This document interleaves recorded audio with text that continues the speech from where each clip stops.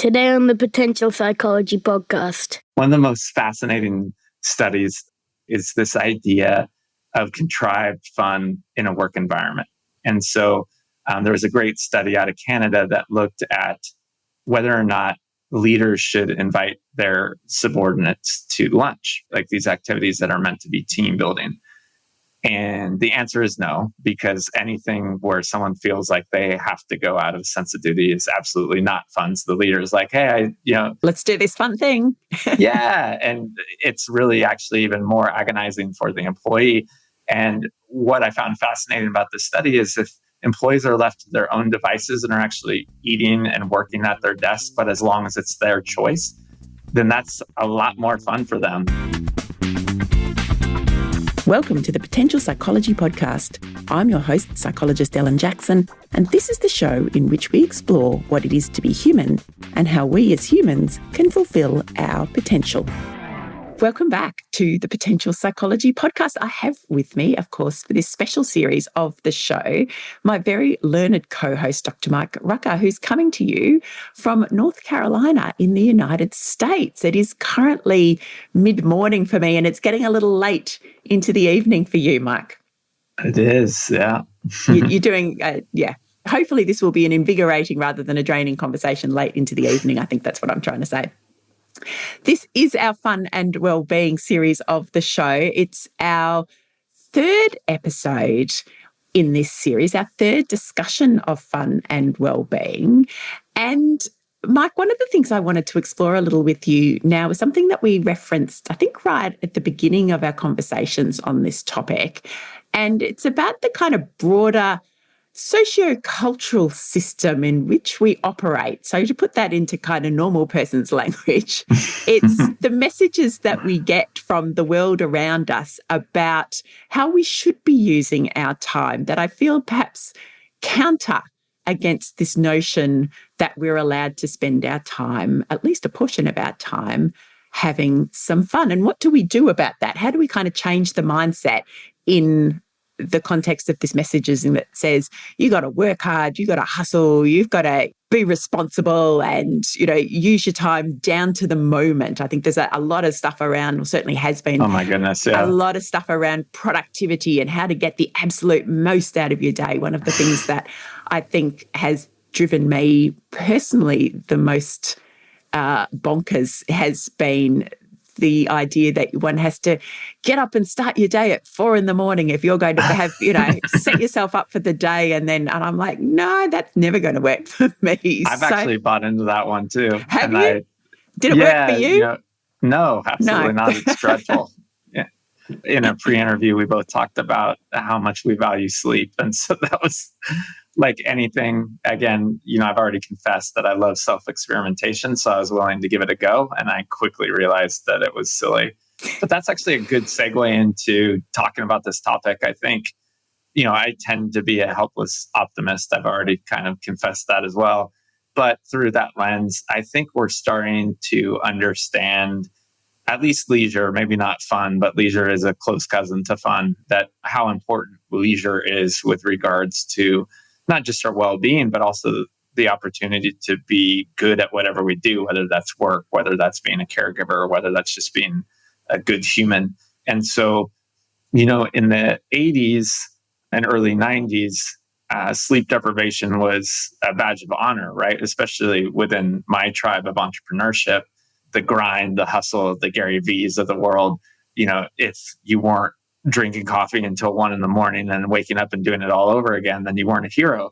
And luckily, I think today that has been completely destroyed. I mean, if you brought that up, even in the most entrenched entrepreneurial community, they would all say, go jump, because we know now that for good mental hygiene, you need, 7 to 8 hours of sleep. That's just been scientifically proven and well communicated now. And luckily, that's a social norm, right? So advocating for sleep deprivation is generally met with how it should be, like, you're out of your mind. And we're now seeing that with leisure, fortunately, that when we don't have these opportunities for renewal, whether you want to call them self-care or whatever, that you can't be your best self. And so here in the States, and I know we touched upon it, I believe the last episode, organizations understand that, but it's still lagging behind with regards to undoing the social norm of this hustle culture that we live in.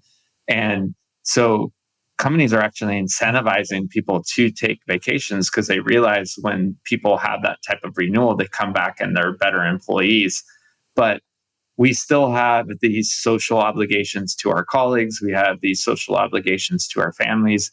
And so we feel like when we do take anything more than a couple of days off, that we're somehow letting down our colleagues. And that's generally just not the case. And so, hopefully that changes. I think one of the things that I am trying to advocate is to show that when we do take these opportunities to go enjoy ourselves, we actually produce more. So there's a paradox there, right? Like if you actually do leave whatever that environment is where you feel the sense of duty to produce, again, whether that's a domestic duty or a work duty, so that you can recharge your engine, you come back and do that better. And so oftentimes when folks don't kind of get it, I just break it down to a simple math equation. So if you're working 50 hours a week and you're able to produce 1 unit of output, but you're continually kind of burning yourself out so that even that 1 unit of output will kind of go down, versus taking 10 hours a week off to kind of do something that charges you back up,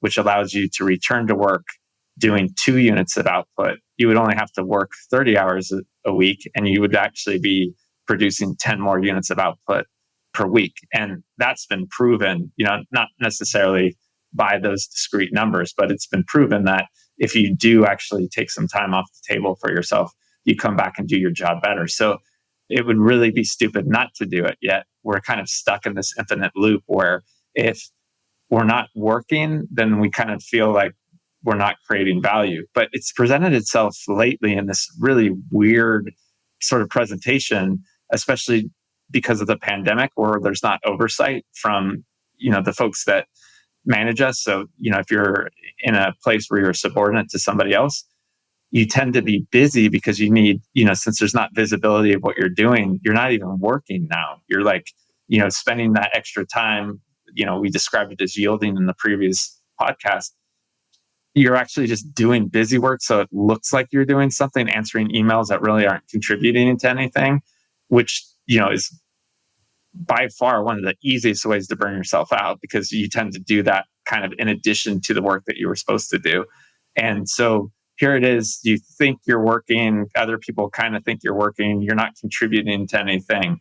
And then you're wasting that time on things that you could be doing that would actually bring you pleasure.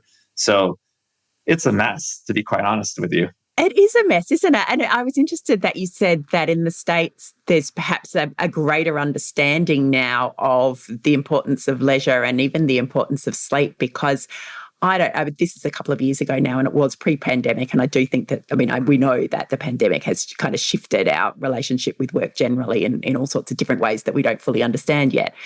But I remember a quite senior leader at a quite large organisation, or he was an Australian leader for a global organisation, still touting his amazing capacity to work without much sleep. So here he was at the front of a whole lot of his staff saying that, well, of course, I managed to get by on 2 to 3 hours sleep a night. Oh, and I was with a group of psychologists at the time, and we're all just like, oh, don't say that. Yeah. Because even if it's true for you, and it's probably not, but even if it's true for you, it's not true for the majority of people, and it's not the message that we want to be sending. And I know there are, I want to call them more enlightened, that there are sectors, and perhaps I think the entrepreneur sector maybe is a bit more tapped into the cutting edge of some of this research. Not that this stuff is cutting edge necessarily anymore, but certainly at that kind of leading edge, because I feel like there's still a lot of organisations locally who are not getting this stuff yet, whether that's sleep, and certainly to your point, and I think this affects all of us still, we've got a big shift to make around what is work. Is sitting at your desk, as you say, attending to really unimportant emails, or even perhaps, scrolling social media, or just feeling like you have to be there because of the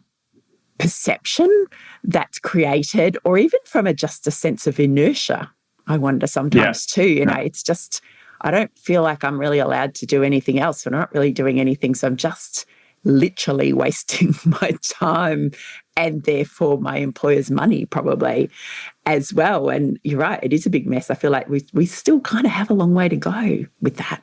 Yeah. What's made it really complicated is this move from algorithmic work to heuristic work. So algorithmic work, you sort of had a quota because you were making widgets or whatever you were doing. You were producing true units of output. And so if you did an honest day's job, you got an honest day's pay, and things were kind of formulaic. And during that era, you were generally taken care of as well, right? But now, as we've shifted into, I call it heuristic work, but most people call it knowledge work. Like, there is no finish line. We don't know at the end of any given week whether or not we've sort of done what we were supposed to do, because it's a continuum. There's no starts and stops. Oftentimes we're working on multiple projects. And so if one does finish, we still have 3 other projects that we could contribute to.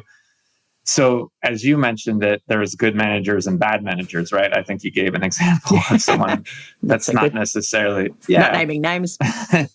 But understanding what the goalposts are without micromanaging, because micromanaging obviously destroys trust. But when both sides are able to understand the rules of the game, and so this is what the expectations are in any given week, so somebody knows at least where that finish line is, and then reciprocates by communicating that to the person that needs to know so that they can filter up, this work product. That's where I see organizations really thrive, right? Because then people know when they can kind of tap out. They'll have some sort of ritual to understand the work is finished. Where we see things being really problematic, and as you mentioned, this was fueled by the pandemic, is that when things don't really end, where people are still communicating during dinner and afterwards, so that there's sort of this meld of work and home. And then because we feel this sense of duty to work generally that has a higher weight, it can feel like we're at work from the second we wake up and pick up our phone to see if any incoming messages were there, to the second we lay down answering the end of the day messages. And so you really feel like that whole entire day is work, because you're complicating things that should be more associated with bonding with folks that you love. And instead you look at the whole corpus of your Monday through Friday as a work event. And what we know now, and I think because I have done some consulting work with some folks out of Australia, is that mental health issues are at an all-time high because of this meld of that time. And so figuring out ways to have clear distinctions between what is work and what is time that you own that's uniquely yours is super important. And we know when those boundaries are drawn that we can start to improve the mental health hygiene of the workforce. And so it's something that I'm certainly crusading. Even that question of what is work and where does it need to be done, I think we're probably getting into a slightly different topic now, but that's okay. Because I know from a recent conversation I was having with a colleague that for me, I have taken time and I've not had a classic kind of work experience because I've worked for myself for a very long time. And so allowed myself a lot of flexibility in where I do that work.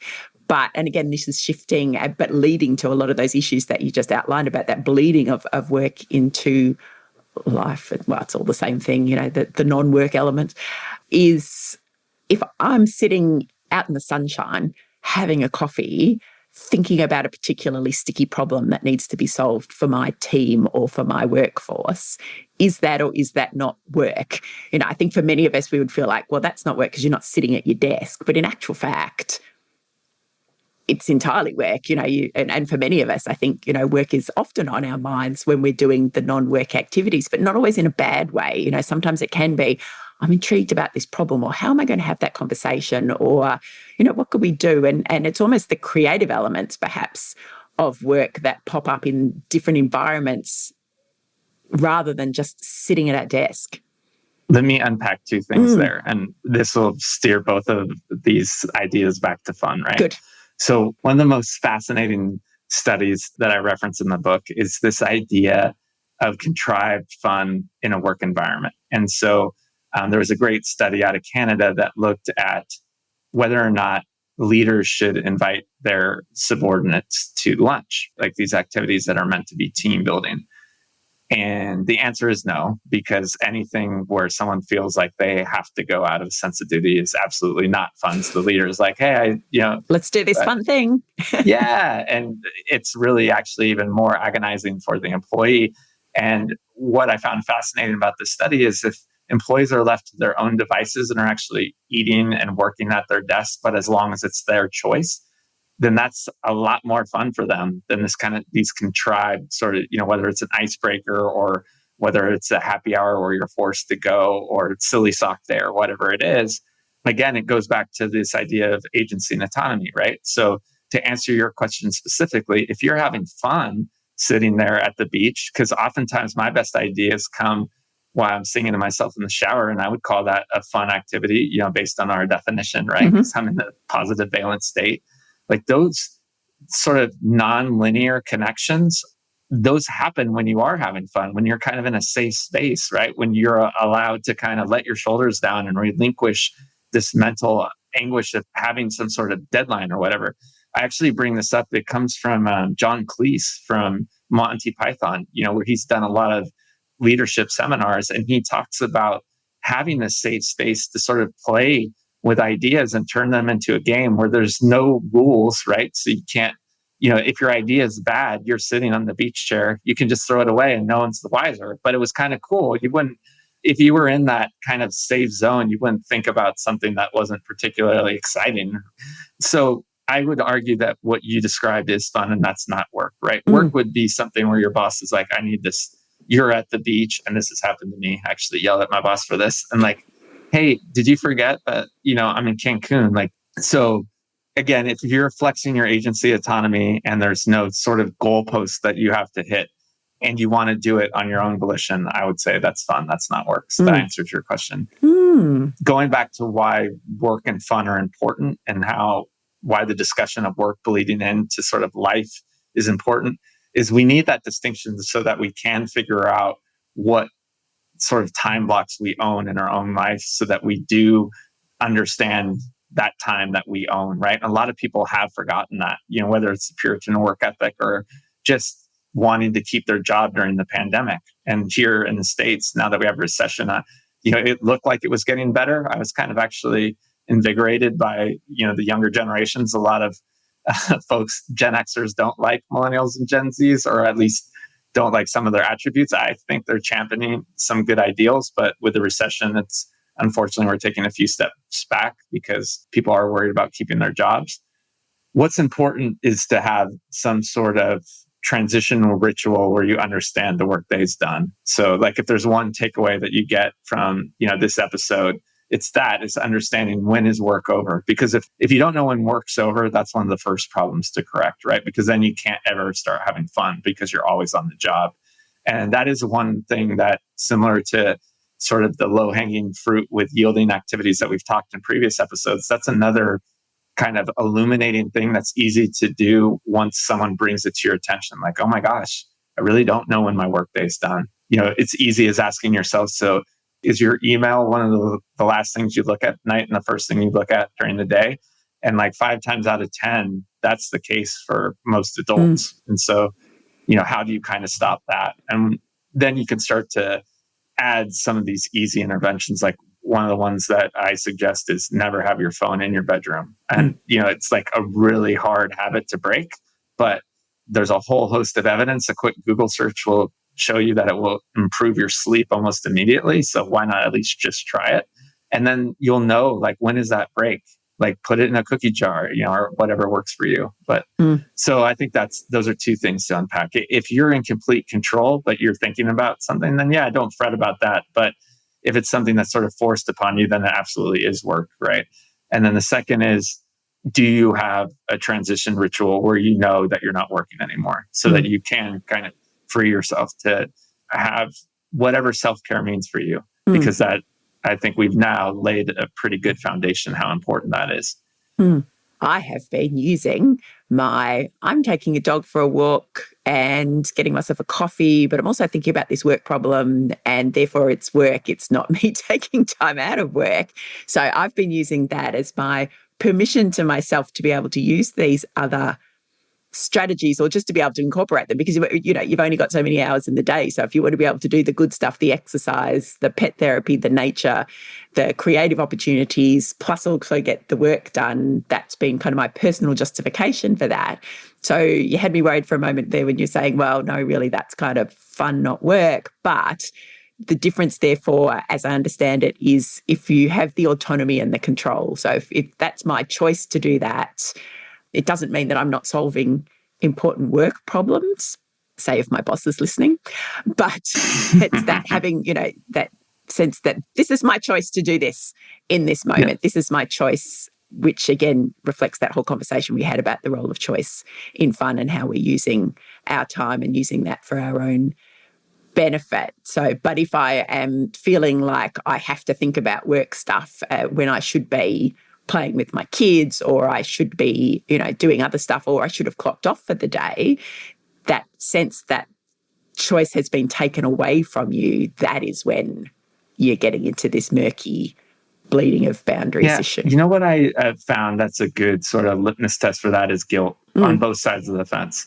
There's some folks that kind of use fun for escapism. And so is what you're engaging in bringing you guilt? Like, at the end of the day, if you've golfed all weekend and you feel guilty that you haven't spent time for your kids, then that's problematic. The same goes for work. Like, if you're constantly thinking about work when you're engaging with your two children and you're like, why am I doing this? Then that's when it's problematic. But if at the end of, walking the dog, you've come back with this amazing idea that has a smile on your face, then that's absolutely fun, right? Yeah, it comes back to that nuance, isn't it? There's no clear black or white, right or wrong.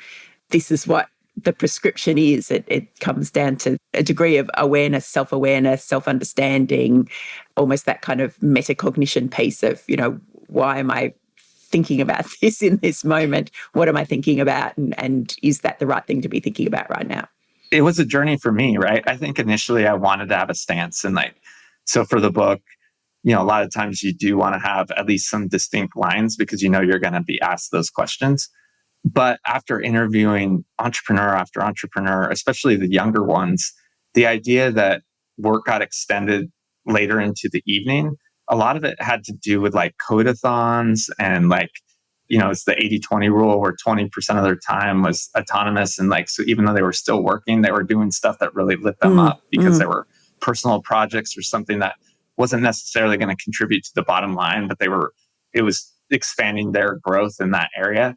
And at first I want to be that's still all work. But in the context of the way we just sort of reframed it, is it? Because it's lighting them up. I mean, it's what they're passionate about. And so I sort of felt like I wasn't eating my own dog food, as we say here in the States, because here I am telling them what you still need to do.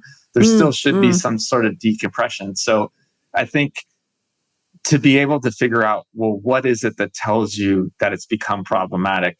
Like any sort of addiction, if it's getting in the way of other things, then that's a good telltale sign, right? And so again, if you had time dedicated to being with your partner or being with your kids or even being by yourself to enjoy a play or something that you had set up to be an evening of enjoyment, and then it got in the way of that, then it's problematic. But if you're, meant to kind of decompress and this really amazing idea comes and you want to play with it in a space that you allotted to spend your time however you please, then go for it. Yeah, and I think that's a really good way to reframe it, to make it permissible if it is an enjoyable, positive experience. Because I think for a lot of people, particularly those people who get a strong sense of meaning and purpose from their work, or, really enjoy perhaps the creative side of their work, or again, I don't like to think, and maybe because this is born of my own personal experience, that I really I love what I do, and therefore it doesn't always feel like work.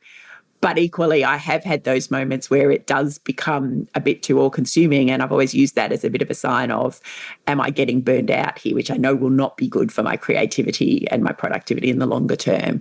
So are there signs and symptoms there of not getting as much enjoyment from it, or it is becoming a bit of a mental burden, or I do have a stronger sense of guilt around where I'm using the time and how much work is kind of getting in the way perhaps of the other things that I know are important. There's quite a bit of thinking and unpacking in our own individual circumstances in that, isn't there, to kind of go down that path and understand that. Yeah, absolutely.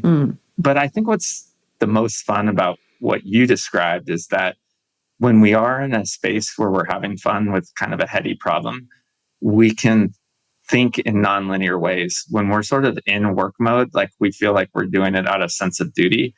For whatever reason, especially for adults, we sort of get in that algorithmic mode. I mean, you know this term, but we have this term called heuristics, and we tend to kind of think, okay, I'm going to start at point A and use my problem solving sort of methodology to get to point B.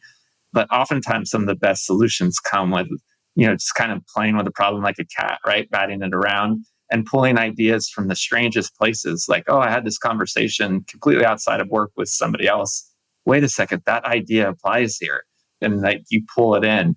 And that tends to only happen in a space where we're not confined by constraints. And so that's where I actually have some of the most, now I almost feel guilty about it, but like, again, some of my best ideas happen when I am, I've given myself the room to play, and because I do have fun with heady ideas. I think we better swing back around to where we kind of started with this conversation, which is kind of this, how do we, and I know there's been lots in what we've discussed, all right, that will hopefully give our listeners some ideas, but if we are still getting this messaging, or there's still this sense of I need to be working all the hours, I need to be, particularly if you are, I know that entrepreneur kind of hustle culture still very prevalent. As the mother of a teenager, I can still see, him watching the videos that just say, you just got to work, there's still a lot of that about. Mike, I do hope this one's kind of wandered in all different directions, but I do believe that the very concept, the very notion that we have to be aware of the messages that we're kind of taking on board about how we use our time, about what is the right way to use our time to achieve perhaps our end goals, and then being really challenging and thoughtful and proactive in making those choices so that we can take a little less off our plates, whether it's in a workplace context or, as we've spoken previously, in a caring context, to be able to bring a little more fun, to swap out some of those activities for the activities that do bring us pleasure in some sense, even if that pleasure is solving a workplace problem, and how we better incorporate that into our day-to-day, because we're going to be better humans as a result. Well, I can tell you why this is so extremely important, and I guess we're saving the best for last, but we know from numerous replicatable studies now is that this idea of time affluence is one of the best predictors of happiness. And so to protect your time in this way is why all the discussions that we've had in this particular episode are so important to fun, because being able to have that autonomy and agency about how you spend at least a proportion of your time has a direct correlation to how you're going to feel about yourself. And so that's why ultimately it's so important to discuss and to protect. We have saved the best till last.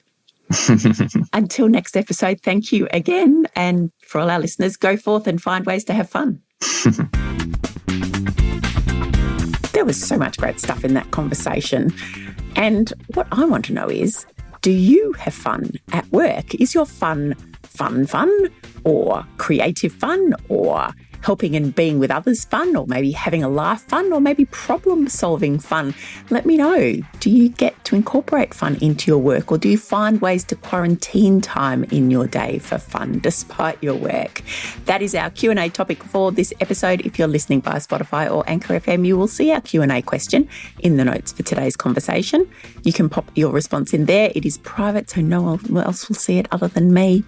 If you're not listening on Spotify or Anchor, we're asking the same question on our social channels, and you can always send me an email via the Potential Psychology website, potential.com.au, where you will also find the show notes and a transcript of today's conversation and a Q&A to learn more about Dr. Mike, as well as links to the resources we've mentioned in today's show, including that John Cleese video and time affluence studies if you're a nerd like me who likes to see the research. Don't forget that you can now become a special VIP member of the Potential Psychology podcast community with access to bonus episodes. To find out more, head to our website, potential.com.au, or to anchor.fm/potential psychology/subscribe.